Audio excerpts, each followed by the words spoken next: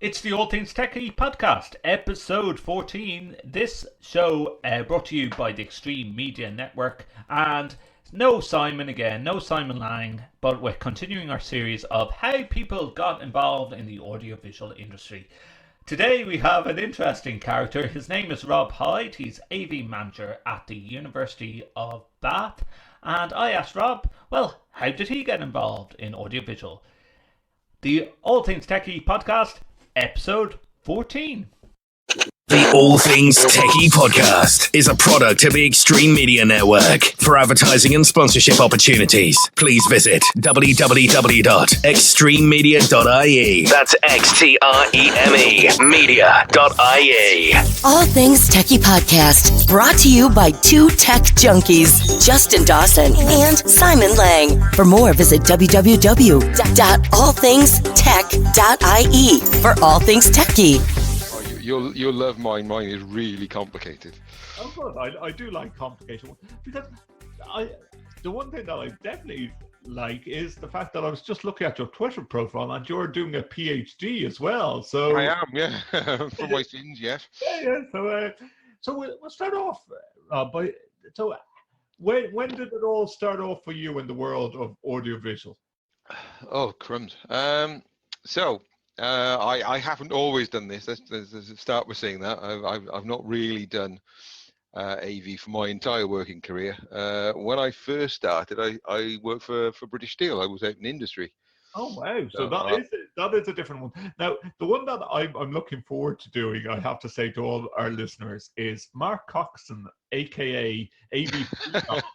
He used to be a vet and he studied veterinary. So we're going to get Mark on in the next week or two to tell us how he went from veterinary into the world of audiovisual. I think no one beats that story. That's going to be really different. So yeah, that's going to be very, very interesting. You went from steel, okay? Yeah, so I was the British Steel. They don't do this anymore, but I was a British Steel engineering placement student. Okay. When I started, so I actually started in mechanical. Okay. So, when I first started training, I was looking after huge motors. So looking after the internals of great big motors through all the engineering departments in British Steel and ended up in. So I ended up in the right place at the right time, just as they were getting their IT service going. Okay. So I ended up looking after and putting in all the network infrastructure in all the buildings. Okay, right. And I gradually drifted it. And then I went and set up a conference center for British Steel. I ended up being, well, you do some techie things, make this thing go. And that's how I ended up in AV. So, right. So, and how many years are you going to tell us how many years ago that was? Oh my God! I started in British Steel in 1991. Right. So, yeah, not that long ago. Says the guy that thinks that 1991 was two years ago. Yeah. No. In IT terms, it was a lifetime away. When I first started doing it, the data logging that we used in British Steel was actually done on ArcNet. Wow. It was that old. We used ArcNet for token ring type architecture. So I put the first piece of fibre in an industrial setting in the whole of Wales. Wow, that's a bit of an achievement. So you went from that end of British Steel into their type of audiovisual. Now I say the audiovisual. I ended up doing kind of office support, and then we looked after the conference centre, and then we looked after the meeting venue that they had. It just kind of snowballed. So that's how I ended up doing that, and then I went. As the way of all things, British Steel decided that they might not like to have an IT department. Okay. And what they did then is say, well, we might contract this out. So they contracted the service out to Capgemini, I think. Okay. And I didn't go with it. There was a job come up in the local university as an audio visual resources assistant, Mhm. and I went there and got the job. So and I've been there ever since. So how do you find the higher education sector? Well, certainly the conditions are better. They are. Yeah. I don't have to sit there and wire up in 2 feet of oil. There are a lot of better conditions in terms of working environment, Uh-huh. but it's different ways. Now, you probably do get involved with all the LTSMG conferences and SCOMs as well. Have you got your CTS as well? You have got your CTS. I haven't actually. Mine, I did start doing mine ages and ages, got waylaid into other things. So Well, we have to address that. One of the other things that you are taking on board is a PhD. Now, I'm intrigued. What is the PhD in? okay. The easiest way to explain this is that what I'm doing is looking at the influence of looking at the educational process from the pedagogical, the space, and the technology standpoint in how that relates to the TEF assessment for a university. Wow. So that's what I'm looking at. I'm looking at basically the PST framework and the variants of the PST framework on how universities how that applies in the university's case to what their quality assessment for their teaching is. Okay. that So doesn't make it sound any easier, and it's actually flaming complicated. So it does sound incredibly complicated. And will you be adding your audio visual forte into this PhD? Well, definitely, because I'm looking at how, in the first instance, how we relate the pedagogy to what technology you provide through the spaces. Right. And then I'll try and relate that by collecting the data to analyze how, if there's any relationship between that and what the quality assessment for TEF is. Okay, and how do you find a supervisor that? Now, I was quite lucky. I've been at 2 universities, so I've been at the University of Wales previously, and about 6.5, 7 years ago, I moved to Bath. Right. And my supervisor now is one of my former colleagues from my previous university who has also made that same trip. Wow. Okay. And who is an academic colleague. So he was the director of engineering at my previous university, and I happened to bump into him, and he said, "Have you thought about doing a PhD?" And that's how that came around. So I foolishly said, "Yeah, it was a good idea." Yes. And how many you're into? 2 years later, I'm still thinking about it. And are we getting somewhere in the PhD? Yeah, I've written my full proposal, which they've asked me to tweak a little bit. So I'm just about to resubmit that for consideration again, and then hopefully I'll get on and do the research for it. Wow! So like you are making big progress on it, and well, I'm coming towards the end of what would technically be the first year for a full-time student, but yeah. Wow. Okay. And what did your supervisor then do his PhD in? If it's something similar. That's a really good question. Something computer science related. If I'm honest with you, no idea. You mentioned that you are using Office 365. Yes. Integrating it. Is this one of your latest projects across the campus? Well, luckily it's not mine. I have a number of colleagues that are looking after it. But yeah, it's probably the biggest thing we've done recently in terms of integration work. So we're just trying to work out how we fit all the AV services into what's now available. So we're struggling with the idea of team rooms, and so there are other things that we're trying to put together. As you talk about Office 365, are you a lover or a hater of Skype and Skype for Business? I'm fairly ambivalent, to be honest with you. It has its quirks. Do you? What? You have found quirks in Skype and Skype? You wouldn't believe it, would you? No. Yeah, it's not the greatest thing on earth to use. To be honest, in terms of if you're trying to use it in an educational setting, it's not the greatest thing on No, earth to use. no. So if you were to choose one of them now, to be quite honest, I always say, and I've spoken at it at the LTSMG, is the problems we have with end users and faculty members is they forget passwords all the time, and Skype does not integrate with Skype for Business, and you go, how, why? Not easily. No. Um, So I always think something that you can just click on.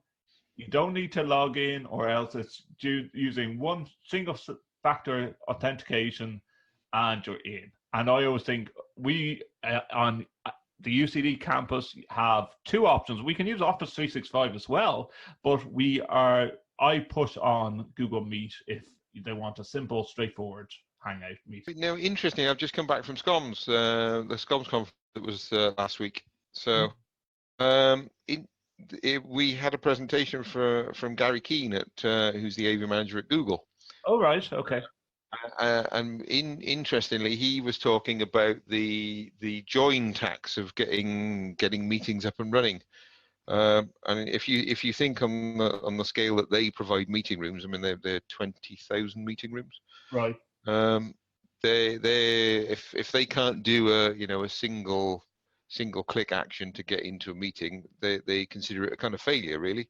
Mm-hmm. And I think that's something to take into what we build in terms of universities. And certainly a lot of our time is spent. I'm going to have a technician in my team specifically designed to look after conferencing. Right. Because they find it particularly difficult to do.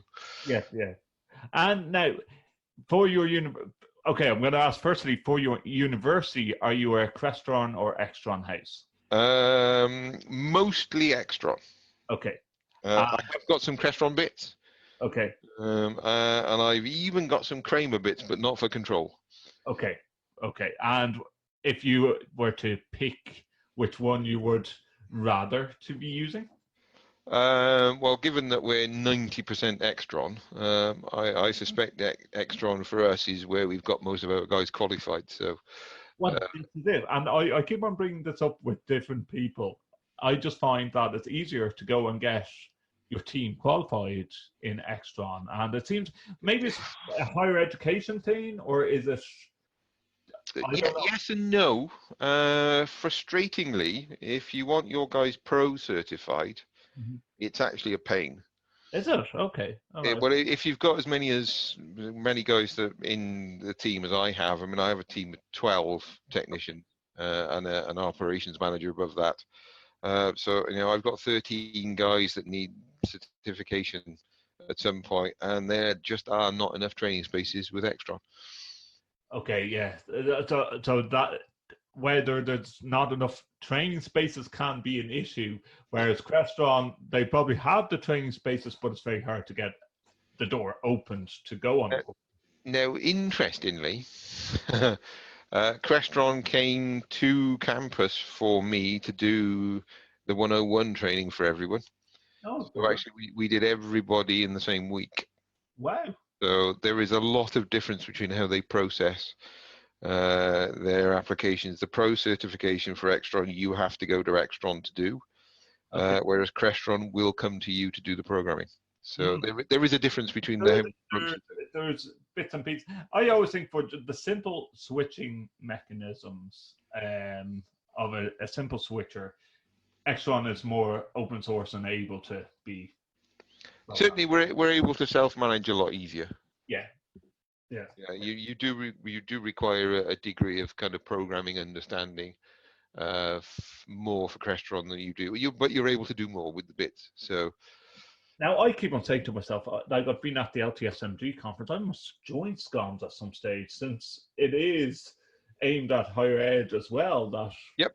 Yeah, must actually get across to one of the. And was Chuck Espinosa there as well? He was, yeah. So he did an Avixa training day on the Tuesday. So you would have enjoyed. He's coming over to Dublin, and I said that I'm just taking those couple of days off in September to just go Funny enough, I have just been co-opted onto the committee for SCOMS, so that's new, hot news off the press. So Off the press, you heard it first on All Things TechIE. We got that. So, what are you going to be doing on the committee? actually, the most of the stuff coming up is actually planning the next conference. So Right. I'm not going to reveal where it's going to be. That is well. Now, does SCOMS happen usually in the summer time? Yeah, so it's normally in June.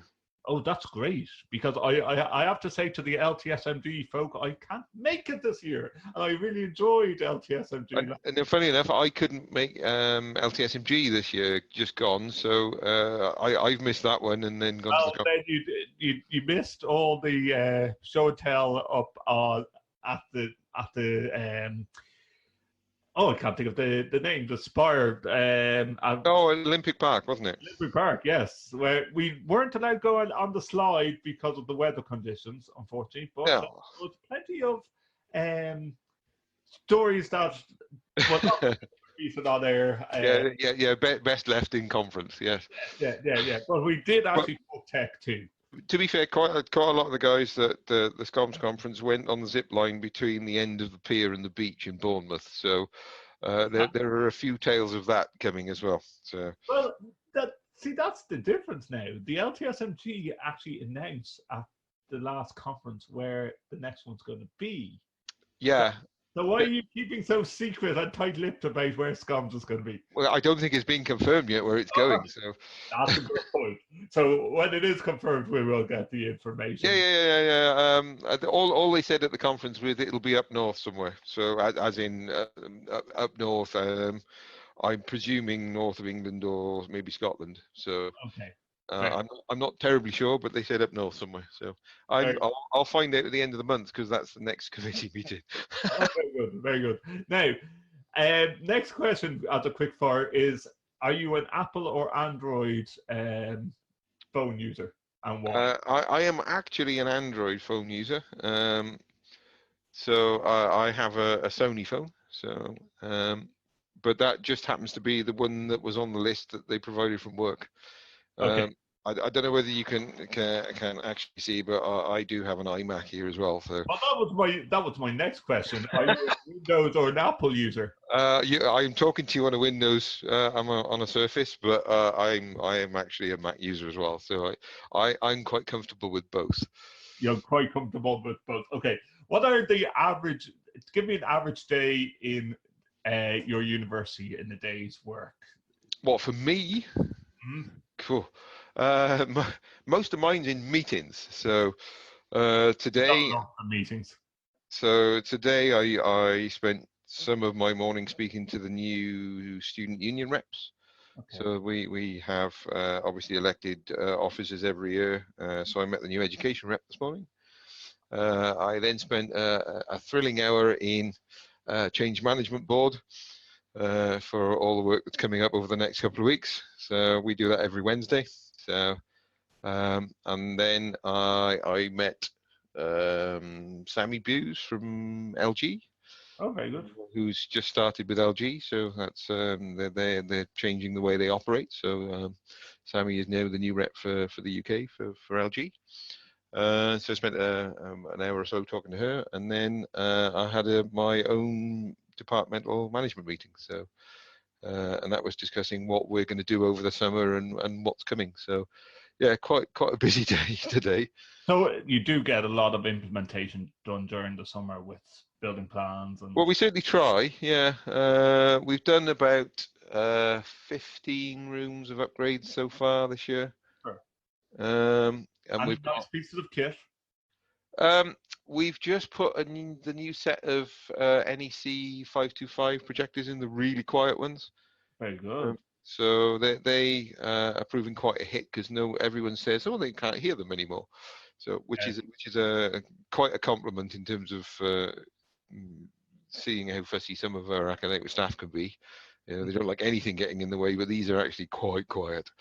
So, so that's what we've been doing. We're not really doing anything exciting this year. It's really just renewing things like display devices that are getting getting quite old. So Now, this is a fun question: ISE or Infocom, or have you been to either? I'm a regular attender of ISE, so I've not been to Infocom. So in my case, ISE's Yeah. what I would probably choose to go to. It seems to be slightly more enjoyable from the reports I get from people that do go to both. I think ISE seems to be the one that people seem to enjoy going to more. Apart from trying to get around the whole of ISE, you need to have a bit of a map. Yeah, you have to be fairly systematic as well. So I did get to see about 800 or 900 of them this year, Wow. which I thought was quite good going. Yeah. Uh, Do you find that like this is something that I found from going from private sector into the public sector and higher education? Do you feel that you're treated different when you go up to a stand, someone doesn't know you, and you say you work in higher education? um, no, it tends to be the same. They tend to have the same sort of response from you. They're interested to find out what you're doing. Yeah. But I don't really see there's any difference in treatment. Okay. But having been in AV for 23 years, I do know a lot of people. So Well, uh, that helps. Yeah. if funny, you go to see all the companies, you go to ISE, and everybody goes on the roundabout and comes out the other side again. So you Yeah. know, someone that was at Kramer is now at LG, or you know, someone who was at LG is now at Mitsubishi. You know, they just all get on and come off at a different place. Or even as I went into a show with Simon, my co-host, is trying to keep track of who's bought what company. It's very, very difficult. Yeah, or what is Samsung and who owns Samsung and what is under. Well, the prime one is AMX. Yeah, I mean, AMX has changed hands about what 6 times or something. It's yeah, trying to work out who the hell belongs to who and what and how it works. yeah. I think you give it a try and just go to the next year and say, right, who's doing what now? Yeah. So if someone was to give you a tech present, if you were and unlimited budget as a birthday present, and this worked perfectly yesterday because our last guest, it was his birthday. But if it was your birthday or something like my that, birthday recently, so I'm probably a nightmare in that I'm not one for having huge amounts of technology. Being a technology manager, okay, that's the quote of the show. yeah, well, it's quite busy, so I get to see bits of kit all the time. So it's quite nice not to do things with them occasionally. But yeah, I don't know whether you might see that, but I actually have an old 8-bit computer.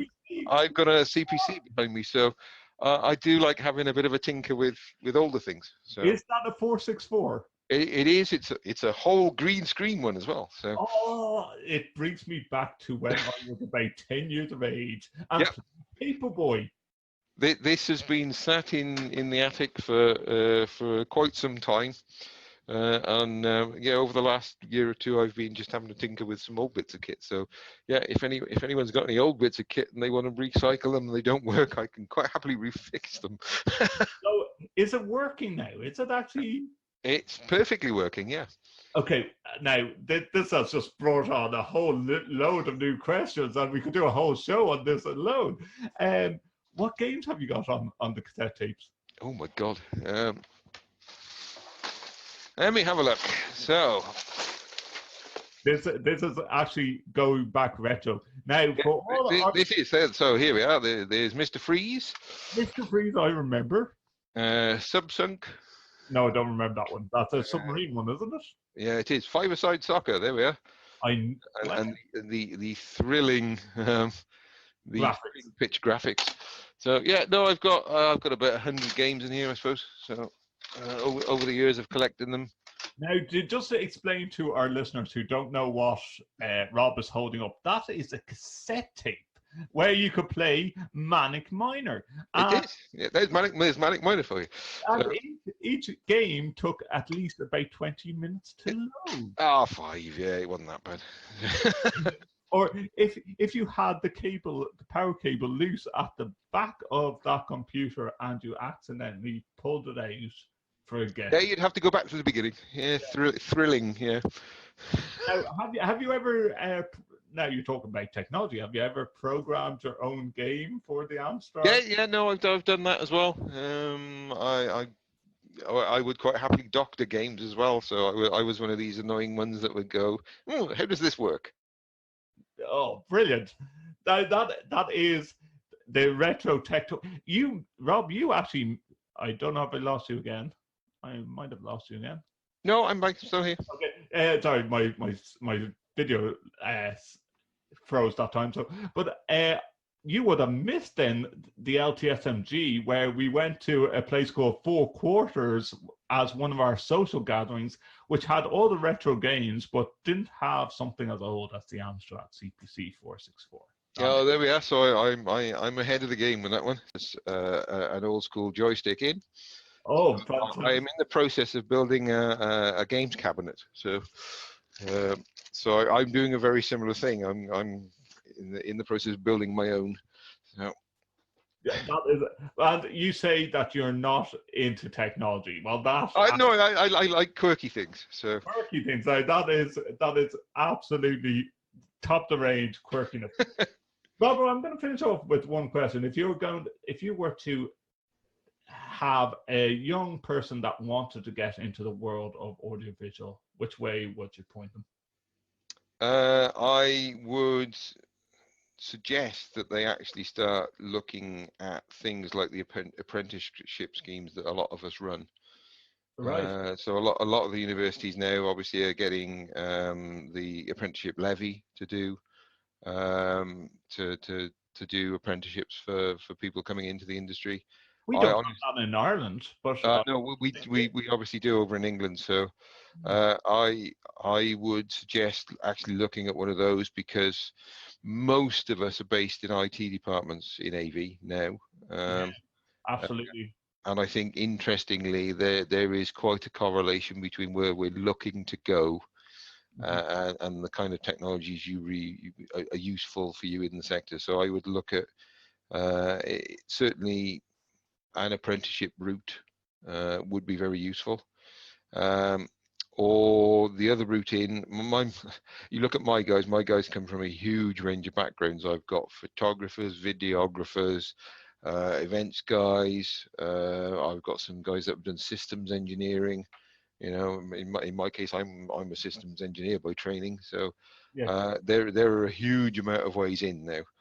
yeah, Interestingly, still not really IT based. yeah. Well, It's we look for people that are quite creative in the way they solve things. do you find that AV has been swallowed up by IT then? Yes, but I don't necessarily know if it's for the best. Yeah, yeah. I Um, agree with you. I certainly think there is mileage in doing some of the things well together. I actually think there's more of a crossover with the guys that do things like network operations Absolutely. than Yeah. there is with What IT. you're talking about IP, yeah, yes, Yeah, absolutely. so I think if you look at the way that the IT industry has gone and what they do,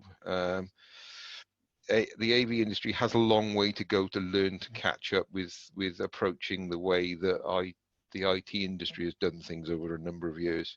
So if you look at the IT industry, if again going back to networks, you've got basically one connector. You know, you've got an RJ45 connector, you know, taking apart the core network infrastructure. You've Yeah, got effectively one connector and one set of protocols that people use. yes, absolutely. You try getting that in an AV industry. Well, Uh, yes, so and then you're mixing the sound and the visuals as well that yeah, goes with all that it, type of. it seems deliberately overcomplicated Mhm. for what you do, but a lot of the skills are very similar. So yeah, ask our guys to go on network training. You know, so there are ways in now that there wasn't before. Yeah. As I said, I come from a systems engineering background. It doesn't really matter. It's the way you approach doing things that matters. Hmm. But there are obviously you can do other things like you can do the training from people like Avixa. So a lot of our guys did come and start doing that as well. So, And but of course, I personally have no requirements for people other than trying to find out how they approach doing something. yeah, the troubleshooting and Yeah. yeah, Yeah. and of course But now. yeah, look for an apprenticeship route. That's a good way in now. A basic technology, technology and IT route. We can convert from there. How young can you take the apprenticeships then? 16. Wow, that's super. Yeah, because I don't think we would have a program like that you would be able to do apprenticeships, but I haven't heard apprenticeships in audiovisual over here in Ireland. No, I don't. I've not seen a pure AV one. I've not seen that, but we're looking at doing a kind of hybrid one where the students maybe do a common first year, so they do just a technology one in general, Right. And then we might perhaps see if we can branch out from there and do different streams of it, so that then you might get a network stream and an IT support stream and a development stream and perhaps an AV stream as well. Super. And of course, SCOMS as well. Now that you are a committee member, we have to give SCOMS a plug. Yes, yeah, definitely. If you want to do something, we should get you involved and see what you want to do with it. Yeah. As I said, for me, it's been a useful thing to bounce ideas off each other. And this year we had some really fascinating things to look at.